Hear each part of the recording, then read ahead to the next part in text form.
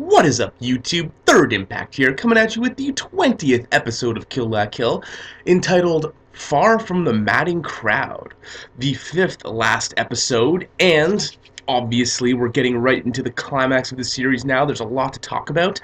Let's jump right into it. So this episode begins right where we left off last week. Ryuko has lost her way and refuses to wear Senketsu, but Mako intervenes, tries one of her classic Mako speeches to try to just shake some sense into Ryuko, but obviously this isn't going to be enough. This has been a pretty traumatic thing for her, and it's a pretty big deal in this episode. But, you know, Harume Nui shows up right at the beginning of the episode before the title even plays, and, you know, being the #1 Harume Nui fanboy on YouTube, I'm obviously going to have a little bit to say about her in this episode. But before we jump right into the actual episode, let's just talk about the opening really quick, because there was nice little attention to detail there, and then they added the Nudist beach uniforms to all of the characters that now have them. And they fixed Sanagayama's to have his Blade Regalia Mark III in there, and Nono still has like 1,000,000. Strangely, they took out Inamura's Probe Regalia Mark II. They still have Mark I in there for some reason. Nono still has about 1,000,000, and they even hinted, or they just straight out showed, Sumegu's new mech, the heavily armored green one that you saw at the end of the episode. You see him with that in the opening too, so they even kind of gave that away beforehand, so that was kind of interesting. So the beginning of this episode is just awesome. Nui has shown up in a new form that we haven't seen before. She's very clearly a life fiber being at this point. Her arms and her legs are like flowing fabric, and she's all gray with like red outline. Very strange looking. And she's come here again simply to taunt Ryuko. So even though she had some worried expressions on her face in episode 18, I think it's safe to say that she was faking it, because Ryuko appears as strong as she's ever been, and Nui is still there, just completely just not a care in the world, taunting. She's actually just like, I don't understand why you're so angry. Like, why have you lost your way, Ryuko, over Senketsu? Like, it's not his fault. I was the one that killed your father. Like, come on, don't you still want to kill me? Like, I'm getting bored here. Why don't you... It's like crazy Nui logic taunting. I don't know, crazy death wish talk. And she just continues to taunt Ryuko, and it's great. She finally attacks Nui, who just kind of disappears unscathed, and then Ryuko shows up, who attempts to sort of sympathize with Ryuko and say how she can understand her anger, and how all of this is just a plan that was put into motion by Soichiro, Satsuki and Ryuko's father. I keep wanting to call him Ishin, but I guess it's Soichiro, so that's what it is. And that she understands why she must be as angry as she is. He was an awful man, and so on and so forth. But clearly she's bullshitting.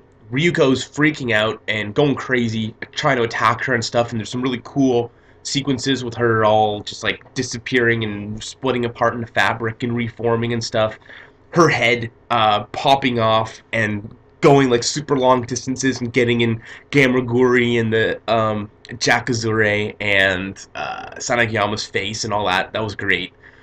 But and this whole time Nui's just sort of popping in and out in the background and doing all this crazy stuff, so that was all awesome.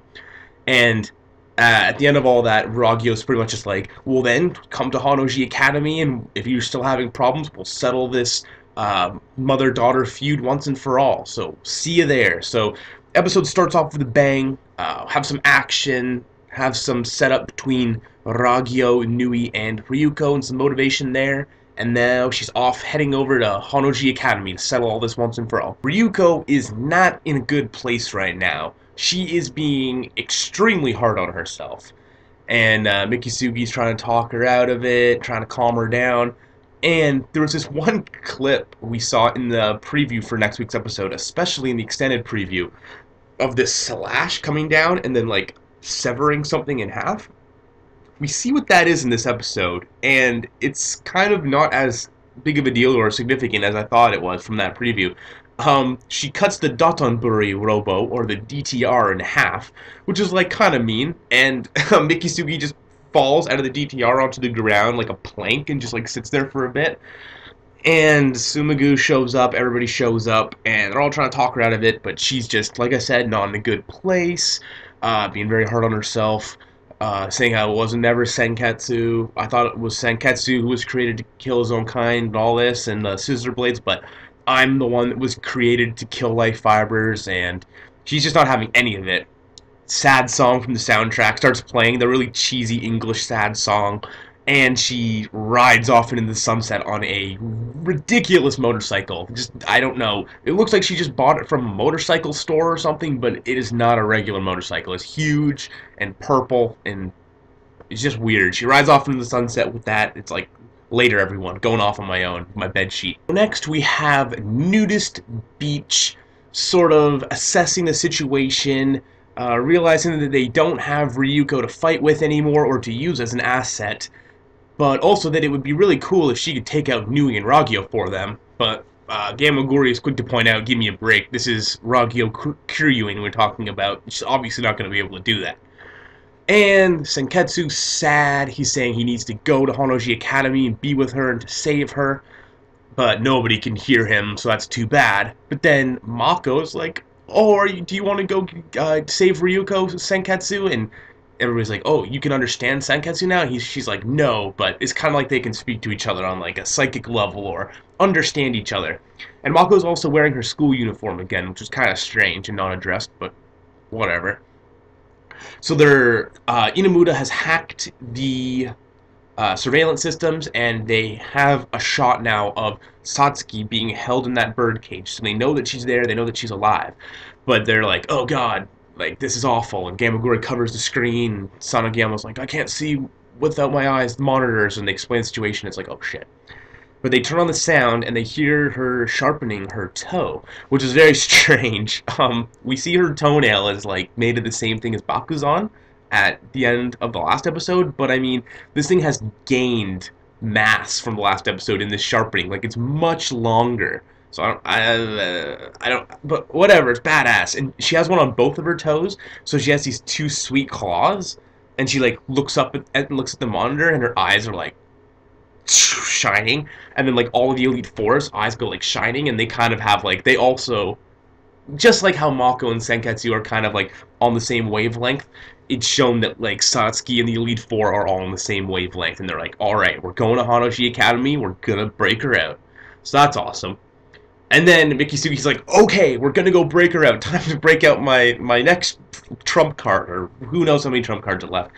But his crazy music starts playing, and this like wheel just kind of starts sliding in out of nowhere, and he lines up his crotch with it. He's like, here we go, it's time for the naked soul, or like the naked sun. And he's like, no, not the naked sun. He slams on, he activates it, and they have this giant ship, kind of like, well, like many ships, but it almost was reminding me of the Wonder in the new Evangelion movies, their big ship that just takes off out of the ground, which is crazy.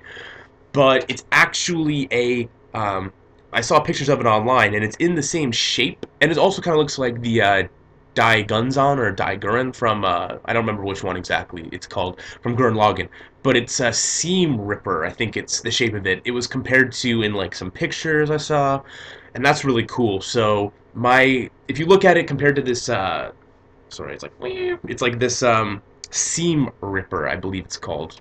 Look it up. But I think that with Shinra Koketsu, the giant ultimate convoy that's being made, maybe the Naked Sun will be used. The Seam Ripper will try to rip the seams of that giant convoy at some point during a fight with it. That's my little prediction, but we'll have to see where that goes. So during the Naked Sun's takeoff, we also see Takarada again, the Moneybags guy from episode 15, 16, 14, 15, 14, 15, I think it is. And he's like, oh, awesome, we're finally going to be back in action. Quickly, guys, get ready to go. And we see the Mako and Shokus, they join up with Mako and the Naked Sun, and they all have new Nudist Beach uniforms that are like sailor uniforms. And then they leave Takarada behind, and Takarada's pissed, but he salutes, and he gets this frame where he looks like super manly, and it's like, it's badass. So, I don't know, it was random that they threw him in there into the episode, but it was also cool that they just kind of, it was literally just like, hey, look, there's Takarada, and he also saluted like a badass, so that's kind of cool too, so, eh. So Ryuko is now attacking Honoji Academy, and she uses the same technique she used to get to class on time in episode 4. She uses a rail car flying up to Honoji Academy, cuts it, goes flying off, and just lands right in the middle of the Honoji Academy arena. And covers come to check out the rail car, and she just bursts out with her motorcycle. She's going ham, slicing up covers everywhere, and saving the people at the same time. And it looks so funny with like the covers just standing there, and then the bodies are like wrapped up like this, naked, just dropping out of the covers. It looks like they're giving birth to people, and it's really weird. So then she's like, "Where are you, Nui? Where are you, Ryuko? I'm here to kill you." And Nui shows up, and she's again taunting her, being like, "Why do you want to kill me and Ryuko? Like, what good's that gonna do you? Like, you're still gonna be the same monster that you are now." She's like, "Shut up, shut up." And they start fighting, and it's that same sort of just like back and forth, stalemate, not really going anywhere sort of fighting that happens a lot between Ryuko and Nui. And while they're fighting, covers are being destroyed because their fight's just going all over the place. And then Ragyo's watching from up on high, and she starts getting missiles blasted at her by Nudist Beach on their, like, these Nudist Beach helicopters that they have, is shooting missiles at her, which are doing absolutely nothing. Satsuki notices what's up and uses her toenails to break free. She's running around Honoji Academy, cutting up covers with her toenails, no problem. So then, we are given some more Nui goodness, and their fight's continuing, but we see more of like an inner monologue sort of going on between Nui and Ryuko. And Nui's just sort of telling her how she, messing with her head, saying how she used to think life fibers were her enemies, but now she is one. Who are her friends? Who are her enemies?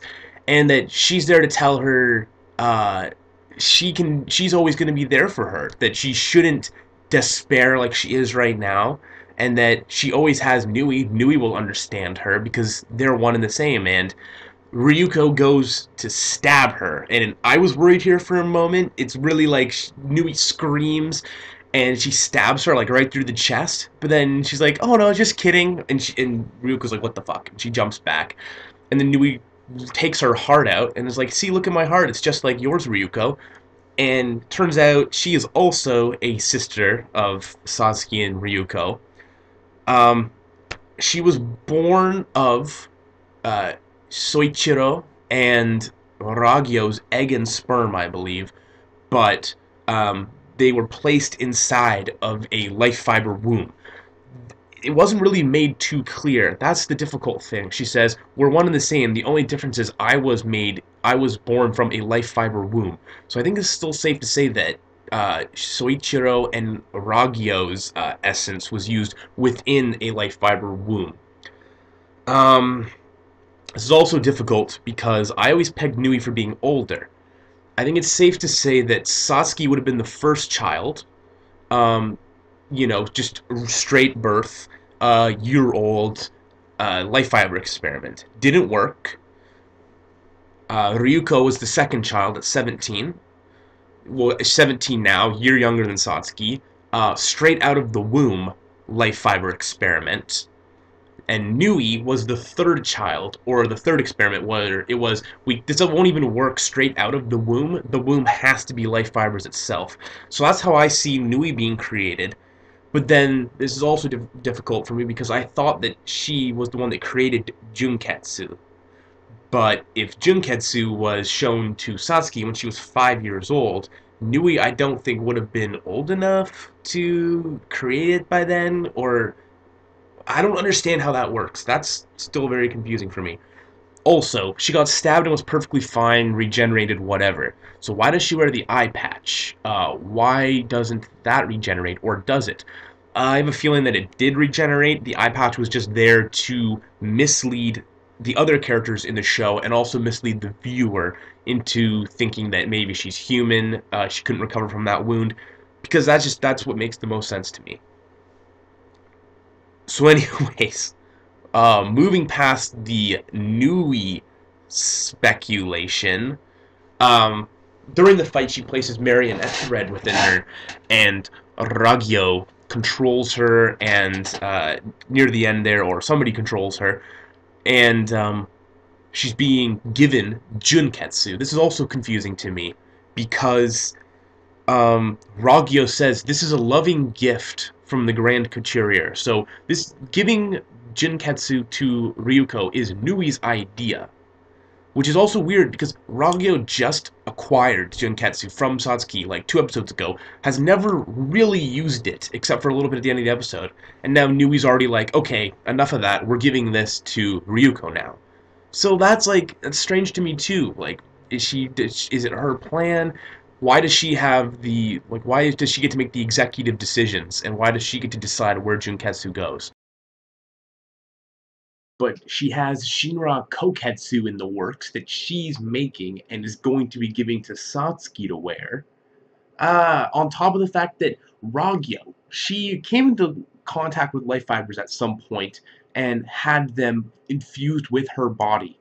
But Nui was born directly from the life fibers. She was with them in the womb from birth. So I feel as though she has a greater affinity with life fibers when it really gets down to it. That's why I'm thinking she's still maybe above Ragyo somehow. Ryuko is given Junketsu by Ragyo and Nui, or Nui and Ragyo, and Ragyo even gets a little feely feel in as she's placing it on herself, or having it placed on her. And we see that after she puts it on, it actually brainwashes her. It rewrites her memories to make her think that she was raised by Ragyo and that Ragyo loves her, and that she was married to clothing, that she's being worn by clothing. It was a very strange flashback. If you saw it, you know what I mean. But essentially what the point of it was to rewrite her memories into loving clothing and to loving Ragyo. But this also brings forth lots of questions concerning memory. As we've already seen memories be weird with Ryuko thinking it was Satsuki when it was Nui, and now with mind control being a thing and memory manipulation being a thing, who knows what's going to go on with Satsuki, and maybe what's going to go on with her mentally when she adorns something we see later at the end of the episode. So we're pretty much at the end of the episode here. Satsuki has now joined up with Nudist Beach. They're back on the Naked Sun, and Ryuko now shows up in Junketsu, and it is a new form of Junketsu now. She's got like crazy baggy pants, and other stuff about it is like a little bigger and more threatening looking. And Tsumugu actually goes up and holds her off and fights her for a bit in a new DTR sort of machine, and I don't even know how he isn't just completely wiped off the map in one attack, but somehow he survives. In the meantime, Satsuki takes the blades from Sanagiyama and Jakuzure, and she wears Senketsu, and she's ready to fight Matoi in the next episode with Senketsu against her and Junketsu. So they've swapped outfits. So that was also like a crazy, crazy ending. So there's only 4 episodes left. Who knows what's going to happen in those last 4 episodes? We still have the Shinra Koketsu, the ultimate Kamui, which we haven't even seen yet. Something's going to happen with that still. Some crazy stuff's going to still happen with Nui and Ragyo. And also, strangely, Ragyo never had an aura in this episode. She never shone one time, which, I don't know, just a little thing I noticed that was kind of strange. And yeah, I think that's about all I have to say about episode 20 of Kill La Kill. I will see you guys soon. Hope you liked it, and peace out.